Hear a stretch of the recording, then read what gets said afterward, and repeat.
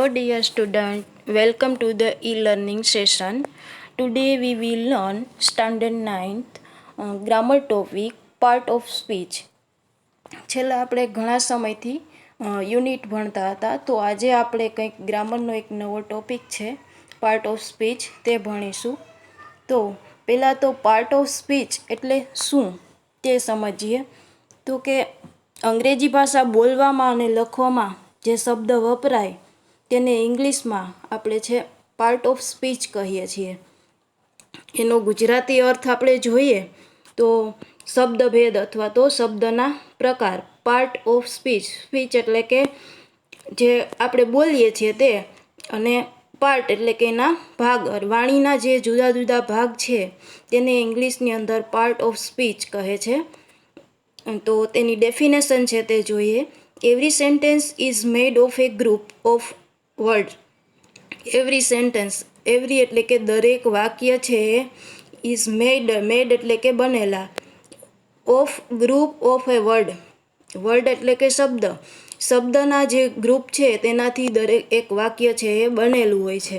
This words are of different type based on use in the sentence. This words એટલે કે જે આ શબ્દો છે એ જુદા જુદા પ્રકારના તેના ઉપયોગને આધારે છે તેનું વાક્ય છે એ બનેલું હોય છે. તેને વિસ્તારથી આપણે સમજીએ તો કે પાર્ટ ઓફ સ્પીચ છે જોઈએ તો કે વાક્ય છે એ શેનું બનેલું હોય છે તો કે વર્ડ્સ એટલે કે શબ્દો, જુદા જુદા શબ્દો ભેગા થઈ અને એક વાક્ય છે એ બને છે. તો આપણે જોઈએ એક example, Rohan is A good boy. તો આની અંદર જો આપણે જોઈ શકીએ કે રોહન છે એક સારો છોકરો છે. રોહન એક વ્યક્તિનું નામ છે, અને ગુડ બોય એમ આપણે અહીંયા જોઈએ તો વાક્યની અંદર કુલ છે 5 શબ્દ છે વપરાણા છે. તો Rohan is A good boy. તો રોહન છે એ શું છે તો કે નાઉન, ઇંગ્લિશની અંદર તેને આપણે નાઉન કહીશું. નાઉન એટલે કે નામ. અને ઇઝ એટલે વર્બ છે. ઇઝને આપણે ઇંગ્લિશની અંદર વર્બ કહેશું. એ આપણે જોયું છે કે આર્ટિકલની અંદર આપણે ભણી ગયા છીએ. અને ગુડ એ શું છે તો કે એક્ઝેક્ટિવ એટલે કે વિશેષણ. બોય એટલે કે કોઈ પણ વ્યક્તિનું નામ છે, તે છોકરો છે કે છોકરી છે, તેવી રીતે નાઉન છે બોય એ. તો અહીં વાક્યમાં આપણે જોઈ શકીએ છીએ કુલ 5 શબ્દોનો ઉપયોગ થયો છે. આપણે જોઈએ કે કોઈ પણ ભાષા શીખવા માટે આપણે જુદા જુદા શબ્દ, કોઈ પણ ભાષા છે એ જુદા જુદા શબ્દોની છે બનેલી હોય છે. જ્યારે આપણે કોઈ પણ ભાષા બોલીએ કે લખીએ ત્યારે તેમાં આપણે જુદા જુદા શબ્દો છે વાપરીએ છીએ. તો તે દરેક શબ્દ છે તેનું કંઈક ખાસ નામ હોય છે ઇંગ્લિશની અંદર. તો તે દરેક શબ્દ કયા નામથી ઓળખાય છે તે ઇંગ્લિશ ભાષાનો આપણે જોઈએ. તો ઇંગ્લિશ ભાષાનો અભ્યાસ કરવો હોય તો આપણે પહેલાં તો પાર્ટ ઓફ સ્પીચ એટલે કે જે વાક્યના ભેદ છે તે આપણે સમજવું પડે. તો આપણે ઇંગ્લિશ ભાષા શીખવા માટે જે આપણે પાર્ટ ઓફ સ્પીચ છે તેનો અભ્યાસ કરીએ તો આપણને ઇંગ્લિશ ભાષા છે એ સરળતાથી શીખી શકીએ. કોઈ પણ આપણે ઇંગ્લિશનો વ્યાકરણનો ટોપિક શીખવા માટે આ છે પાર્ટ ઓફ સ્પીચ એ એક પાયાનો ટોપિક છે એ ગણી શકાય. તો પાર્ટ ઓફ સ્પીચ છે એના અલગ જુદા જુદા 8 પ્રકાર છે. The 8 types of part of speech. તો તે જોઈએ આપણે. તો તેની અંદર છે noun, pronoun, adjective, verb, adverb, preposition, conjunction, interjection. તો આ 8 પાર્ટ છે. આપણે તેની વિશેષ માહિતી મેળવીએ. તો તેમાં પહેલું છે નાઉન. તો વોટ ઇઝ નાઉન? નાઉન એટલે કે નામ. તો આ નાઉન એની ડેફિનેશન જોઈએ આપણે. A noun is a word use to name persons, things, animals, place, idea or events.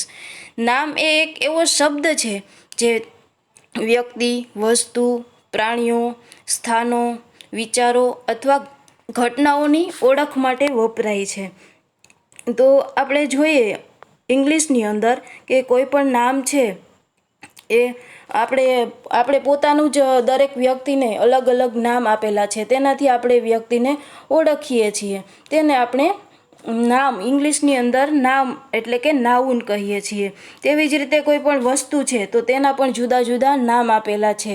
પ્રાણીઓ છે તો પ્રાણીઓના પણ જુદા જુદા નામ છે. અને કોઈ પણ સ્થાન એટલે પ્લેસ એટલે કે જગ્યા, તેના પણ આપણે જુદા જુદા નામ આપ્યા છે. તો આ બધા જ ને આપણે ઇંગ્લિશની અંદર છે નાઉન તરીકે ઓળખીએ છીએ. તેને થોડું વિસ્તારથી સમજીએ. નાઉન એ શું છે તો કે એક થિંગ એટલે વસ્તુ, આઈડિયા એટલે કે વિચાર, પર્સન એટલે કે કોઈ પણ વ્યક્તિ, અને પ્લેસ એટલે કે કોઈ પણ જગ્યા.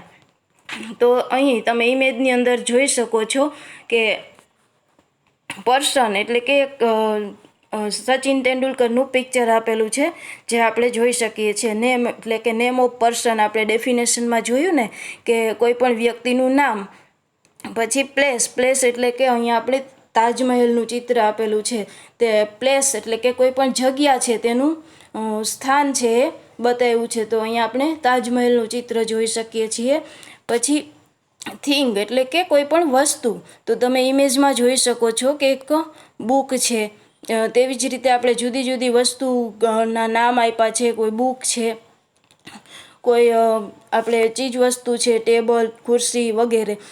તેવી જ રીતે આઈડિયા અથવા તો આપણો જે વિચાર છે, પ્રેમ છે, ભાવ છે, ફિલિંગ છે, તેવી જ રીતે આમ ઇંગ્લિશમાં આપણે કોઈ પણ વિચાર, વ્યક્તિ, જગ્યાનું નામ, કોઈ વસ્તુનું નામ, તેને આપણે નાઉન તરીકે ઓળખીએ છીએ.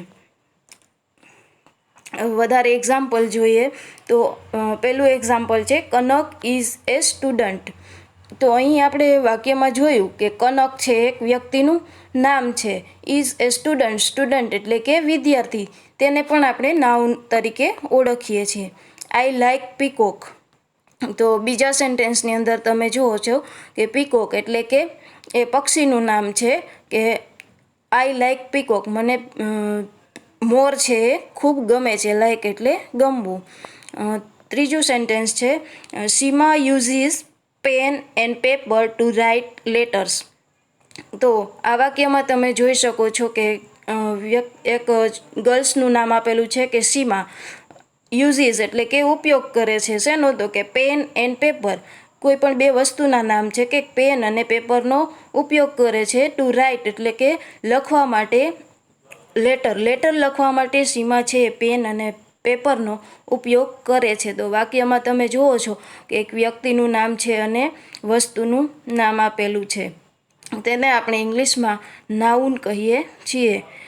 Honesty is the best policy. Honesty એટલે કે આપણી મહાનતા. ઇઝ ધ બેસ્ટ પોલિસી એ આપણી બેસ્ટ પોલિસી છે.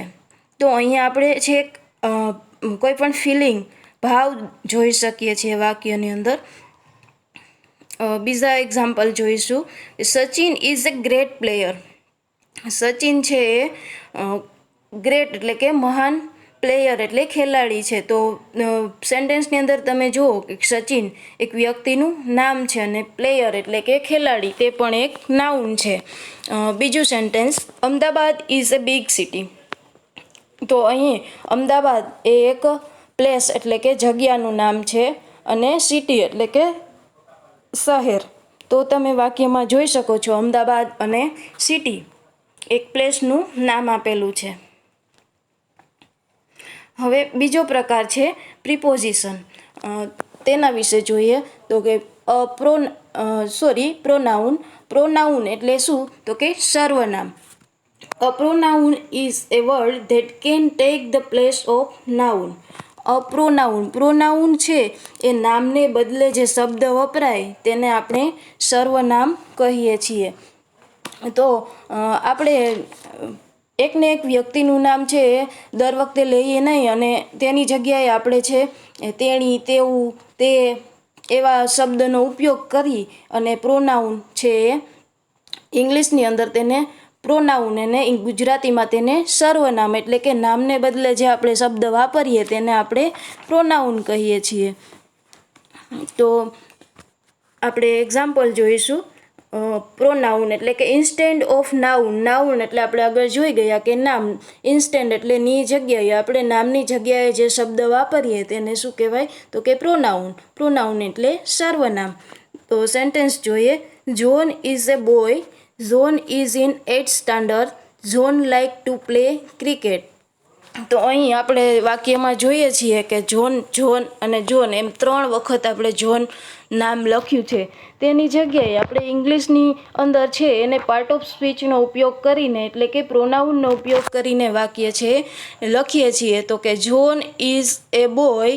હી is 8th standard. He like to play cricket. અહીં આપણે જોન છે એક બોયનું નામ છે એટલે કે છોકરાનું નામ છે, તો તેના માટે સર્વનામ છે હી. તો અહીં આપણે આ સેન્ટેન્સને ભેગું કરી અને લખી શકીએ કે John is a boy. He is an 8th standard. He like to play cricket. તો આપણે જોયું કે પહેલા વાક્યમાં છે જોન ઇઝ એ બોય. પછી બીજા વાક્યમાં zone is an 8th standard. ઝોનની જગ્યાએ આપણે હી વાપર્યું. અને zone like to play cricket. તો અહીં પણ ઝોનની જગ્યાએ આપણે છે હી વાપર્યું એટલે કે સર્વનામ. બોયઝનું છે સર્વનામ એટલે કે હી વાપર્યું છે.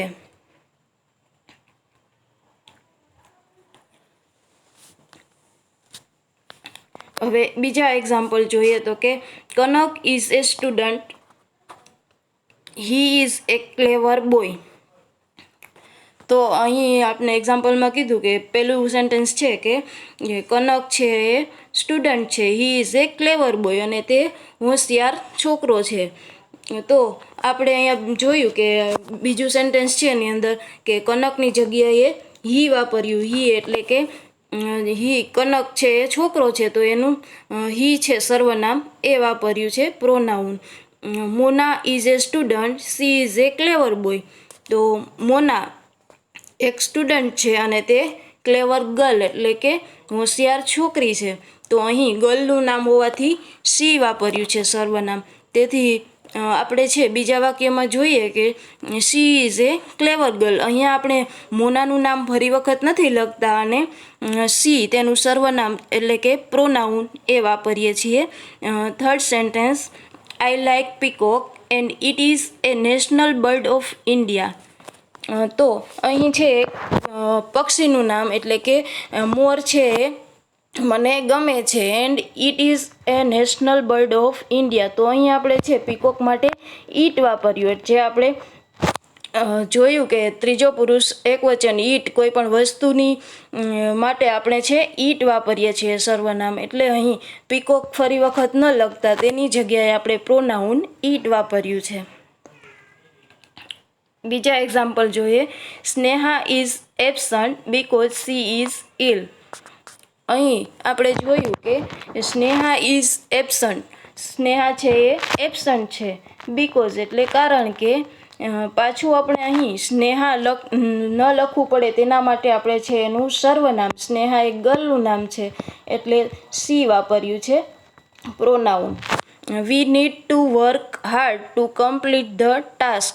વી એટલે બધા. આપણે અહીં એક સર્વનામ લીધું છે we pronoun. We need to work hard. આપણે છે ખૂબ મહેનત કરવી જોઈએ. To complete the task. આ કાર્યને પૂર્ણ કરવા માટે આપણે ખૂબ જ મહેનત કરવી જોઈએ.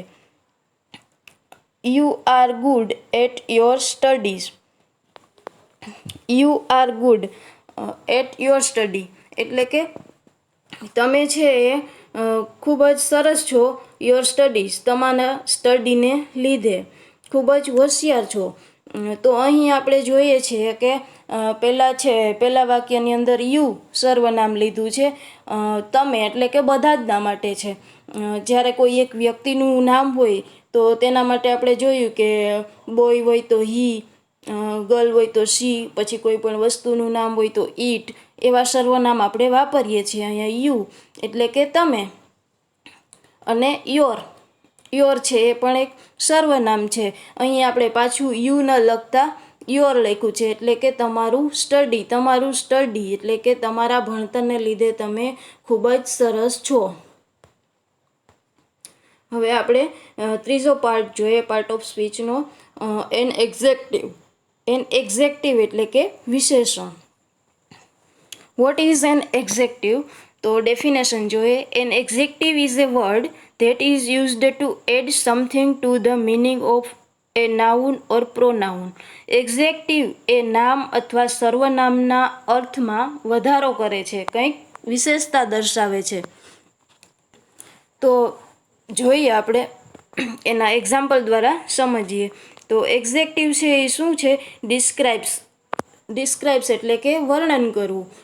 નાઉન એટલે કે નામનું અથવા તો સર્વનામનું, પ્રોનાઉનનું કંઈક વિશેષ વર્ણન કરે તેને આપણે એક્ઝેક્ટિવ એટલે કે વિશેષણ તરીકે ઓળખીએ છીએ. તો સેન્ટેન્સ જોઈએ. હી is a boy.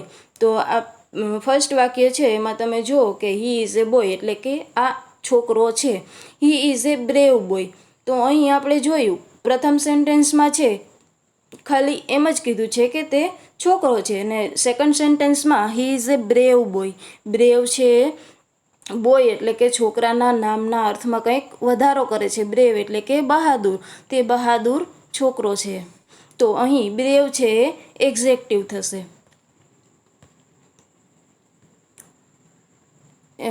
First example. Kanak is a clever boy. તો અહીં આપણે જોઈએ છીએ કે Kanak is a clever boy એટલે કે હોશિયાર છોકરો છે. બોય છે પણ કેવો હતો કે હોશિયાર. તો ક્લેવર એ શું થશે? Adjective. Second sentence. It's a hot day. આ ખૂબ જ ગરમ દિવસ છે. કેવો દિવસ છે? તો કે હોટ ડે. નામને આપણે કેવું, કેવી, કેવું વડે પ્રશ્ન પૂછતા જે આપણને જવાબ મળે તેને આપણે વિશેષણ એટલે કે એક્ઝેક્ટિવ તેવું કહી શકીએ. તો અહીં આપણે જોયું કે સેકન્ડ સેન્ટેન્સમાં ડે છે એ કેવો છે? હોટ. હોટ એટલે કે ગરમ દિવસ. Third sentence. Reshma live in A beautiful house. Reshma છે એ બ્યુટીફુલ એટલે કે સુંદર ઘરની અંદર રહે છે. તો અહીં આપણે જોયું કે હાઉસની આગળ છે બ્યુટીફુલ એટલે કે ખૂબ જ સુંદર. હાઉસ છે એ કેવું છે? સુંદર હાઉસ છે. તો અહીં હાઉસના કંઈક હાઉસ એટલે કે ઘરની કંઈક વિશેષતા બતાવી છે કે ખૂબ જ સુંદર હાઉસ છે, તેની અંદર રેશમા રહે છે એટલે બ્યુટીફુલ એ છે એક્ઝેક્ટિવ એટલે કે વિશેષણ થશે. There are 20 girl in this class. ક્લાસની અંદર 20 એટલે 20 ગર્લ્સ છે. તો અહીં આપણે જોઈએ કે 20 ગર્લ્સ છે પણ કેટલી છે? તો કે આપણે પ્રશ્ન પૂછીએ તો કે કેટલી ગર્લ્સ છે? તો કે 20 એટલે કે 20. તો અહીં ગર્લ્સની આગળ છે 20 એટલે કે એના ગર્લ્સના કંઈક આપણે એના વિશે વિશેષ કહે છે તો તે વિશેષણ થશે એટલે કે એક્ઝેક્ટિવ થશે.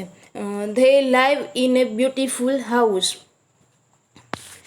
તે સુંદર ઘરની અંદર રહે છે. ઘર છે એ કેવું છે? તો કે બ્યુટીફુલ એટલે કે સુંદર. તો અહીં બ્યુટીફુલ એ એક્ઝેક્ટિવ તરીકે ઉપયોગ થયો છે. બેન ઇઝ એન એડોરેબલ બેબી. બેન છે એ એડોરેબલ એટલે કે કોઈક દ્વારા દત્તક લેવાનું હોય તેવું બેબી છે. તો એડોરેબલ એટલે બેબી પણ કેવું? તો કે એડોરેબલ, કોઈ દ્વારા દત્તક લીધેલું હોય તેવું. તો અહીં બેબીના અર્થમાં વધારો કર્યો એટલે એડોરેબલ એ એક્ઝેક્ટિવ વિશેષણ થશે. હવે આપણે પાર્ટ ઓફ સ્પીચનો ચોથો પાર્ટ જોઈશું. વર્બ એટલે કે ક્રિયાપદ. What is verb? તો ડેફિનેશન જોઈએ. A verb is a word that shows an action, physical or mental or state of being. ક્રિયાપદ. વર્બ એટલે કે ક્રિયાપદ. શબ્દ એ ક્રિયા દર્શાવે છે, એ પછી શારીરિક હોય કે માનસિક. વર્બ છે એ શું દર્શાવે? એક્શન એટલે કે કોઈ પણ ક્રિયા છે એ બતાવે છે. તો તમે અહીં જોવો છો ઇમેજમાં કે બે બાળકો છે એ રમે છે. ત્યાં લખ્યું છે પ્લે. રમવું, ખાવું, દોડવું એ બધી ક્રિયા છે, તેને આપણે એક્શન એટલે કે ક્રિયાપદ વર્બ તરીકે લેશું. ડેફિનેશન આપણે જોઈ ગયા. હવે આપણે એમના એક્ઝામ્પલ જોઈશું. Kanak is running in the ground. Kanak છે એ ગ્રાઉન્ડની અંદર દોડે છે. રનિંગ, અહીં આપણને વર્બ તરીકે રન એટલે દોડવું એનું આપ્યું છે રનિંગ. તો કનક છે શું કરે છે તો કે દોડે છે. અહીંયા આપણને દોડવાની ક્રિયા દર્શાવી છે એટલે રનિંગ છે એ વર્બ થશે. સેકન્ડ સેન્ટેન્સ, કવિતા પ્લેઝ ક્રિકેટ એવરી ડે. કવિતા દરરોજ ક્રિકેટ રમે છે. કવિતા છે એ શું કરે છે તો કે ક્રિકેટ રમે છે. રમવું એટલે પ્લેઝ, તો અહીં વર્બ છે plays. Third sentence, the monkeys are dancing on the roof. The monkey એટલે કે વાંદરાઓ, dancing on the roof, roof એટલે કે છત, છતની ઉપર ડાન્સ કરે છે. તો અહીં વાંદરાઓ છે એ શું કરે છે તો કે ડાન્સ, તો અહીં ક્રિયાપદ છે વર્બ છે ડાન્સિંગ. બીજા એક્ઝામ્પલ જોઈએ. C danced on stage. C એટલે કે તેણી સ્ટેજ ઉપર ડાન્સ કરે છે. તેણી શું કરે છે તો કે ડાન્સ કરે છે. તો વાક્યમાં આપણે જે શબ્દ કર્તા શું કરે છે તેનું વર્ણન કરે તેને ક્રિયાપદ એટલે કે વર્બ કહીએ છીએ. Jaipur is the pink city of India. Jaipur છે એ ઇન્ડિયાનું પિંક સિટી એટલે કે ગુલાબી શહેર તરીકે ઓળખાય છે. તો અહીં ઇઝ છે એ શું છે તો કે વર્બ છે. ઈ ફીલ્સ હેપી ટુડે. તે આજે ખૂબ જ ખુશ છે. તો અહીં આપણે જોયું કે ફીલ્સ એટલે કે લાગણી, આપણી કોઈ પણ લાગણી છે તેને ફીલ્સ એટલે કે અનુભવવું. તે આજે ખૂબ જ ખુશી અનુભવે છે. તો ફીલ્સ છે એ વર્બ છે એટલે કે ક્રિયાપદ છે. હવે આપણે પાર્ટ ઓફ સ્પીચનો પાંચમો પાર્ટ એટલે કે એડવર્બ. એડવર્બ એટલે કે એનું ગુજરાતી થશે ક્રિયા વિશેષણ. ક્રિયા વિશેષણ એટલે શું તે જોઈએ. Definition. Adverb is a word that modifies a verb, adjective or other words. Other adverb. ક્રિયા વિશેષણ એ એક શબ્દ છે જે ક્રિયાપદ, વિશેષણ અથવા અન્ય ક્રિયાપદના અર્થમાં વધારો કરે છે. તો આગળ આપણે જોયું વર્બ અને હવે એડવર્બ. એડવર્બ એટલે કે ક્રિયા વિશેષણ. ક્રિયાપદના અર્થમાં વધારો કરતા શબ્દને આપણે ક્રિયા વિશેષણ કહીએ. ક્રિયાપદને કેવી રીતે વડે પ્રશ્ન આપણે પૂછીએ એટલે આપણને ક્રિયા વિશેષણ છે એ મળે. તો જોઈએ કે આપણે જોયું આગળ ડેફિનેશનમાં કે વર્બ અને એડવર્બ અને એક્ઝેક્ટિવ એને જે મોડિફાય કરે એટલે કે એમાં કંઈક ચેન્જ કરે, કંઈક ફેરફાર કરે અથવા કંઈક ઉમેરે એને આપણે ક્રિયા વિશેષણ એટલે એડવર્બ કહીશું. એક્ઝામ્પલ જોઈએ. કનક ઇઝ રનિંગ ફાસ્ટ. તો અહીં આપણે જોઈએ સેન્ટેન્સની અંદર કે કનક છે એ ખૂબ જ ફાસ્ટ એટલે ઝડપી દોડે છે. ફાસ્ટ એટલે આપણે આગળ શીખી ગયા કે ક્રિયાપદને કેવી રીતે એમ પ્રશ્ન પૂછીએ એટલે આપણને ક્રિયા વિશેષણ મળે છે. તો અહીં ક્રિયાપદ શું છે તો કે રન, પણ કેવી રીતે એવું પ્રશ્ન પૂછવું હોય તો રનિંગ ફાસ્ટ. તો અહીં ફાસ્ટ એટલે ઝડપી દોડે છે એના માટે આપણે અહીં ક્રિયા વિશેષણ, ક્રિયા શું છે દોડવાની ક્રિયા, અને એના અર્થમાં કંઈક વધારો કર્યો એટલે કે ખૂબ જ ઝડપથી દોડે છે એટલે રનિંગ છે એ એડવર્બ થશે, ક્રિયા વિશેષણ થશે. કવિતા ઇઝ વેરી ક્લેવર. તો સેન્ટેન્સમાં આપણે સેકન્ડ સેન્ટેન્સમાં જોઈએ તો કવિતા છે એ વેરી ક્લેવર ખૂબ જ હોશિયાર છોકરી છે. તો ક્લેવર એટલે હોશિયાર, પણ કેવી તો કે વેરી. વેરી એટલે ખૂબ જ. અહીં આપણે જોઈએ કે ક્લેવર એટલે ક્લેવર એટલે કે વર્બ છે અને તેના અર્થમાં કંઈક વધારો કર્યો એટલે વેરી શું છે એડવર્બ એટલે કે ક્રિયા વિશેષણ છે. The soldier fought very bravely. Bravely એટલે હિંમતપૂર્વક. સોલ્જર એટલે કે સૈનિક. સૈનિકો છે એ ફાઇટ કરે છે, પણ કેવું વેરી બ્રેવલી એટલે ખૂબ જ હિંમતપૂર્વક ફાઇટ કરે છે. તો અહીં ફાઇટ છે એ ક્રિયા છે, એટલે કે વર્બ છે, અને બ્રેવલી એટલે હિંમતપૂર્વક, પણ કેવી ખૂબ જ હિંમતપૂર્વક. એટલે અહીં હિંમત છે પણ કેવી ખૂબ જ હિંમતપૂર્વકની, એટલે એના અર્થમાં કંઈક વધારો કર્યો, એટલે એને ક્રિયા વિશેષણ એટલે કે વેરી છે એ આપણે એડવર્બ તરીકે લઈશું. એડવર્બ છે describes verb, executive and adverb. આપણે આગળ ડેફિનેશનમાં જોયું કે એડવર્બ છે એ શું છે, તો કે ડિસ્ક્રાઇબ એટલે કે વર્ણન કરે છે. વર્બ, એક્ઝેક્ટિવ અને એડવર્બ. વર્બ એટલે આપણે જોઈ ગયા કે કોઈ પણ ક્રિયાપદ, અને એક્ઝેક્ટિવ એટલે વિશેષણ, અને એડવર્બ એટલે કે જે કોઈ પણ ક્રિયા થાય છે એના અર્થમાં કંઈક વધારો કરે, તે કંઈક વિશેષતા બતાવે, તેને આપણે એડવર્બ કહીશું. C danced on stage. તે ડાન્સ કરે છે. ઓન સ્ટેજ, સ્ટેજ ઉપર ડાન્સ કરે છે. એ આ એક સિમ્પલ વાક્ય છે. C danced beautifully on stage. તે અહીં પહેલા સેન્ટેન્સમાં આપણે જોયું કે ડાન્સ કરે છે. અહીંયા ક્રિયા શું છે, તો કે ડાન્સ કરવાની. પરંતુ કેવી રીતે, આપણે કેવી રીતે એવો પ્રશ્ન પૂછીએ એટલે આપણને ક્રિયા વિશેષણ મળે. તો કે સેકન્ડ સેન્ટેન્સમાં આપણે જોઈએ કે બ્યુટીફુલી એટલે ખૂબ જ સુંદર રીતે. એટલે અહીં એના અર્થમાં કંઈક વધારો કર્યો, એટલે ક્રિયા વિશેષણ એડવર્બ તરીકે આપણે બ્યુટીફુલી લઈશું. એક્ઝામ્પલ જોઈએ. This flower is very beautiful. આ ફૂલો છે એ ખૂબ જ સુંદર છે. કેવા છે, તો કે બ્યુટીફુલ, પરંતુ કેવા, તો કે વેરી એટલે ખૂબ જ. અહીં આપણે વેરી છે એને એડવર્બ એટલે કે ક્રિયા વિશેષણ તરીકે લઈશું. Alex was running slowly. અહીં ક્રિયા શેની છે, તો કે રનિંગ એટલે કે દોડવાની, પણ કેવી રીતે, તો કે સ્લોલી. આપણે ક્રિયાપદને કેવી રીતે પ્રશ્ન પૂછીએ એટલે આપણને ક્રિયા વિશેષણ મળે. તો સ્લોલી એટલે કે ધીમેથી.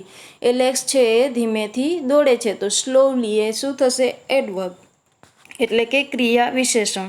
The race finished too quickly. Quickly એટલે ઝડપથી. રેસ છે એ ઝડપથી પૂરી થઈ, તો કે કેવી રીતે, તો કે ક્વિકલી એટલે ઝડપથી. તો ક્વિકલી છે એ એડવર્બ એટલે કે ક્રિયા વિશેષણ. હવે આપણે 6 પાર્ટ જોઈશું પાર્ટ ઓફ સ્પીચનો. કંજક્શન. કંજક્શન એટલે કે સંયોજક. તો ડેફિનેશન જોઈએ. A conjunction is a part of speech that is used to connect words, phrases, clauses or sentences. સંયોજક એ એક શબ્દ છે જેનો ઉપયોગ બે અથવા વધુ બે શબ્દો, શબ્દ સમૂહો, કલમો અથવા વાક્યો જોડવા માટે થાય છે. સામાન્ય રીતે બે શબ્દો કે વાક્યોને જોડવા માટે આપણે જે શબ્દ વાપરીએ છીએ તેને આપણે સંયોજક એટલે કે કંજક્શન કહીએ છીએ. તો જોઈએ કે કંજક્શન શું છે, તો કે વર્ડ્સ અને સેન્ટેન્સ જોઇન્સ, કનેક્ટ. જોઇન્સ એટલે કે કનેક્ટ. બે કોઈ પણ શબ્દ અને વાક્યોને જોડવા માટે જે આપણે શબ્દનો ઉપયોગ કરીએ છીએ તેને ઇંગ્લિશની અંદર કંજક્શન એટલે કે સંયોજકો તરીકે આપણે ઉપયોગ કરીએ છીએ.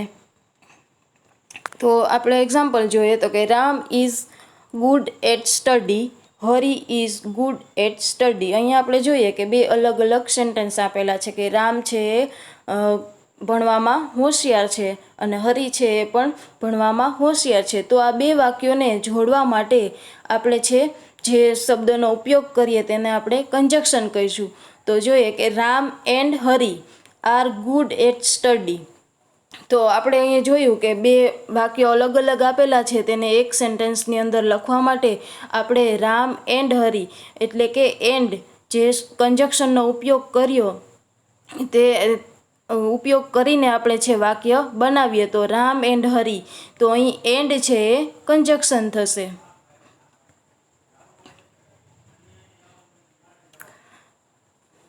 Priya is clever and beautiful. તો સેકન્ડ સેન્ટેન્સમાં જોઈએ કે પ્રિયા છે એ ક્લેવર છે એન્ડ બ્યુટીફુલ. તો આપણે બીજું વાક્ય ફરીથી પ્રિયા એવું લખવું ન પડે એની જગ્યાએ આપણે છે એન્ડ અને એક સુંદર છોકરી છે તેવો અહીં આપણે એન્ડ એટલે કે કંજક્શન છે તેનો ઉપયોગ કર્યો છે. Seema called her but she did not come. તો થર્ડ સેન્ટેન્સમાં આપણે જોયું કે સીમા કોલ્ડેડ હર, સીમા છે તેણીને બોલાવે છે, but she did not come, પરંતુ તે આવતી નથી. બટ એટલે પરંતુ. અહીં આપણે આ બે વાક્યોને જોડવા માટે બટનો ઉપયોગ કર્યો એટલે કે કંજક્શન બટનો ઉપયોગ કર્યો છે. તો સીમા તેણીને બોલાવે છે પરંતુ કહેવા માટે બટ એટલે જે આપણે સંયોજક વાપર્યો છે તેને કંજક્શન કહીશું. એક્ઝામ્પલ જોઈએ. I run fast but missed the train. હું ખૂબ જ ઝડપથી દોડ્યો પરંતુ હું ટ્રેન ચૂકી ગયો. તો અહીં આ બે સેન્ટેન્સને આપણે જોડવા માટે બટનો ઉપયોગ કર્યો છે કે પહેલું સેન્ટેન્સ છે કે આઈ રન ફાસ્ટ અને પાછું આપણે તે વાક્ય લખવું ન પડે અને તેને જોઈન્ટ કરવા માટે આપણે બટનો ઉપયોગ કર્યો કે I run fast and but missed the train. છતાં પણ હું ટ્રેન ચૂકી ગયો. 2 and 2 make 4. તો સેકન્ડ સેન્ટેન્સમાં આપણે જોયું કે 2 and 2 2 અને 2 મળીને શું બને તો કે 4. તો અહીં 2 and 2. તો અહીં 2 અને 2ને જોડવા માટે આપણે એન્ડનો ઉપયોગ કર્યો એટલે કે કંજક્શન એન વાપર્યું. સંયોજક તરીકે આપણે અહીં એન્ડ લીધું છે. She usually eats at home because she likes cooking. She usually eats at home પહેલું સેન્ટેન્સ છે શી લાઇક કુકિંગ અને આ બે વાક્યોને જોડવા માટે આપણે બીકોઝ છે લીધું છે. બીકોઝ છે અહીં કંજક્શનનું કામ કરશે એટલે કે સંયોજક તરીકે છે. તો કે શી યુઝ્યુઅલી ઇટ એટ હોમ તે હંમેશા, યુઝ્યુઅલી એટલે કે હંમેશા, ઇટ્સ એટ હોમ ઘરે જ ખાય છે. શી લાઇક્સ કુકિંગ તેને કુકિંગ એટલે કે રસોઈ કરવી ગમે છે. કારણ કે બીકોઝ એટલે કારણ કે. તો અહીં બે વાક્યોને જોડવા માટે આપણે બીકોઝ સંયોજકનો એટલે કે કંજક્શનનો ઉપયોગ કર્યો. આવી રીતે ઇંગ્લિશમાં આપણે ઘણા બધા સંયોજકો એટલે કે કંજક્શનો છે તેમનો ઉપયોગ કરીને વાક્યો છે એમને જોઈન કરીએ છીએ અને એક વાક્ય છે એ બનાવીએ છીએ. હવે 7th પાર્ટ જોઈશું, પાર્ટ ઓફ સ્પીચનો પ્રિપોઝિશન. પ્રિપોઝિશન એટલે કે નામયોગી અવયવ. તો ડેફિનેશન જોઈએ. What is preposition? Preposition is a word that is used with a noun or pronoun to show its relationship with other words or the sentence. Preposition એટલે કે આપણે જોયું નામયોગી અવયવ એટલે જે શબ્દ વાક્યમાં નામ કે સર્વનામના આગળ આવી બીજા નામ કે સર્વનામ સાથે સ્થળ, સમય, ગતિ કે દિશા જેવી બાબતોનો સંબંધ દર્શાવે છે તે શબ્દને આપણે નામયોગી અવયવ એટલે કે પ્રિપોઝિશન. તો અહીં તમે પ્રિપોઝિશન શબ્દને છૂટો પાડો એટલે તમને ખ્યાલ આવી જશે કે પ્રી એટલે કે પહેલાં અને પોઝિશન એટલે કે સ્થિતિ. સ્થિતિ દર્શક જે શબ્દ છે તેને આપણે ઇંગ્લિશની અંદર પ્રિપોઝિશન એટલે કે નામયોગી અવયવ કહેશું. મોટાભાગે નામ કે સર્વનામની પહેલાં છે એને મૂકવામાં આવતા હોય છે. એટલે નામ કે સર્વનામની પહેલાં મૂકવામાં આવતા સ્થિતિ દર્શક શબ્દ છે તેમને આપણે પ્રિપોઝિશન કહીશું. તો તેને આપણે ડિટેલમાં જોઈએ તો કે પ્રિપોઝિશન તો શું કામ કરે છે તો કે નાઉન, વર્બ, એક્ઝેક્ટિવ એ બધાનું લિંક એટલે કે ડાયરેક્શન, ટાઈમ, લોકેશન આ બધાનું જે ભેગું થઈ અને જે સ્થિતિ દર્શાવે તે અને તેને પ્રોનાઉન એટલે કે પ્રિપોઝિશન એટલે ઇંગ્લિશની અંદર આપણે એને સ્થિતિદર્શક શબ્દો એવું કહી શકીએ. તો કે આપણે આગળ ડેફિનેશનમાં જોયું કે વાક્યોમાં જે નામ, સર્વનામ આવે એને નામની આગળ આવી બીજા નામ કે સર્વનામ સાથે અને બીજા નામ અને સર્વનામની સાથે સ્થળ, સમય, ગતિ દિશા જેવી બાબતોનો સંબંધ દર્શાવે તે શબ્દને આપણે શું કહીશું? તો કે પ્રિપોઝિશન કહીશું.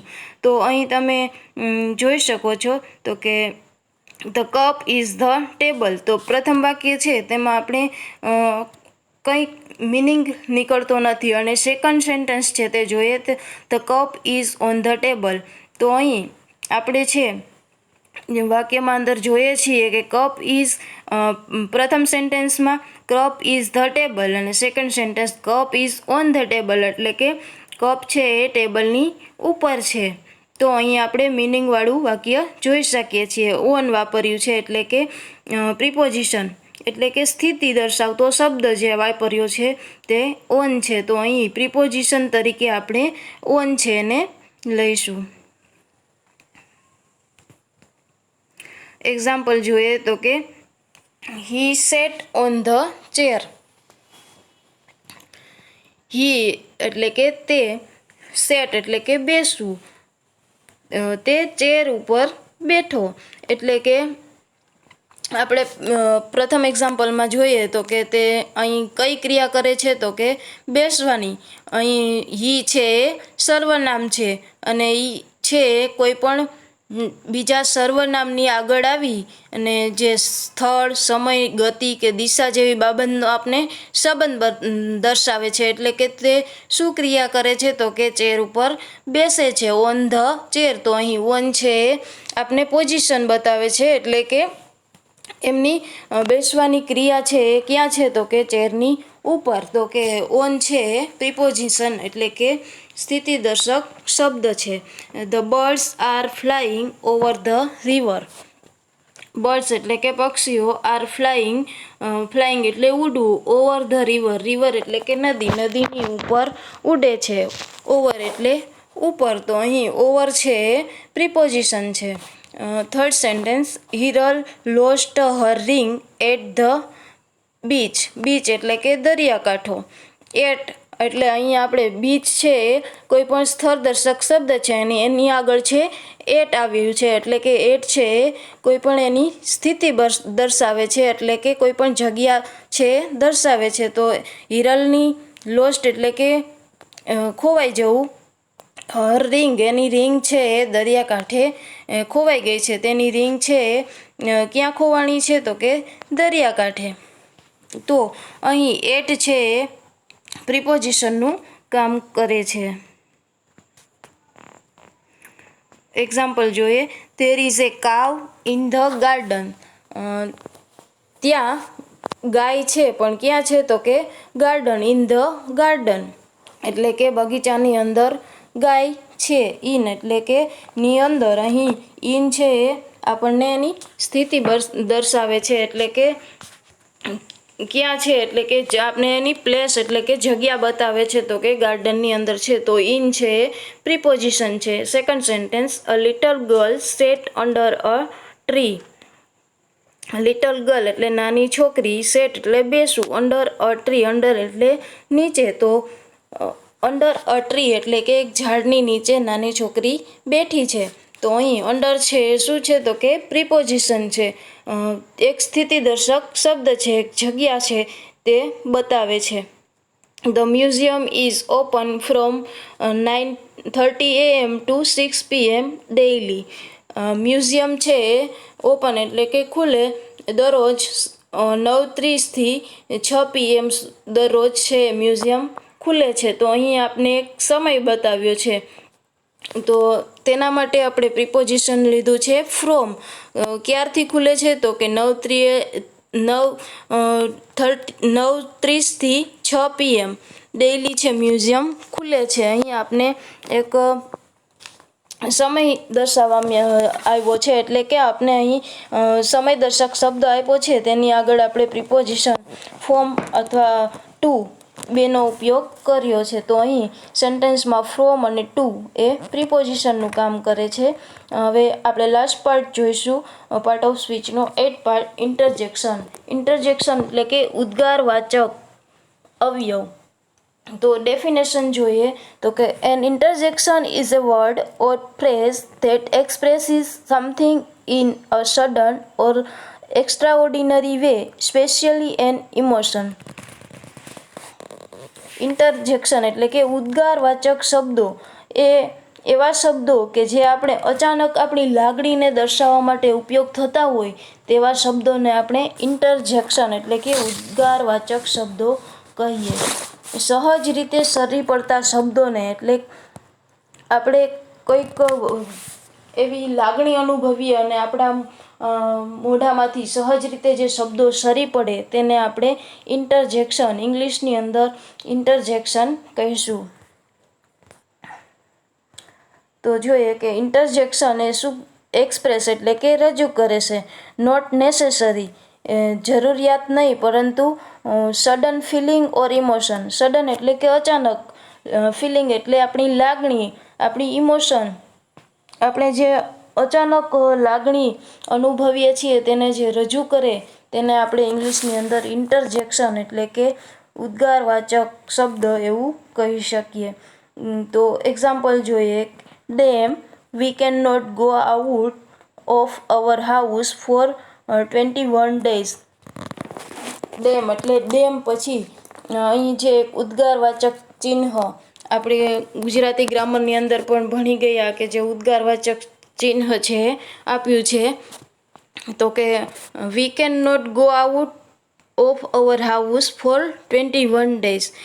અત્યારે જે COVID-19 સ્થિતિ અંતર્ગત જે લોકડાઉન છે તેના લીધે હું છે એ 21 દિવસથી મારા ઘરે વી એટલે કે આપણે છે 21 દિવસથી આપણા ઘરે જઈ શક્યા નથી. તો અહીં ડેમ એ શું છે તો કે દુઃખદાયક ફિલિંગ છે તે દર્શાવી છે. તો એક્ઝામ્પલ જોઈએ તો કે hurrah, we have won the match. First સેન્ટેન્સમાં આપણે જોઈએ કે હુર્રા પછી જે આશ્ચર્ય ચિહ્ન આપ્યું છે ઉદ્ગારવાચક ચિહ્ન તે પણ આપણે એના એક ઓળખની નિશાની કહી શકીએ કે ઇન્ટરજેક્શન સેન્ટેન્સ છે એ આપણે ઓળખવું હોય તો કેવી રીતે ઓળખી શકીએ તો કે જે આશ્ચર્યદર્શક ચિહ્ન છે તે આપેલું હોય તેને આપણે ઇન્ટરજેક્શન સેન્ટેન્સ છે તેવું કહી શકીએ. તો અહીં hurrah, we have won the match, આપણે મેચ જીતી ગયા છીએ એટલે કે હુર્રા છે એ એક ખુશીના ભાવ તરીકે આપણે અહીં દર્શાવ્યું છે.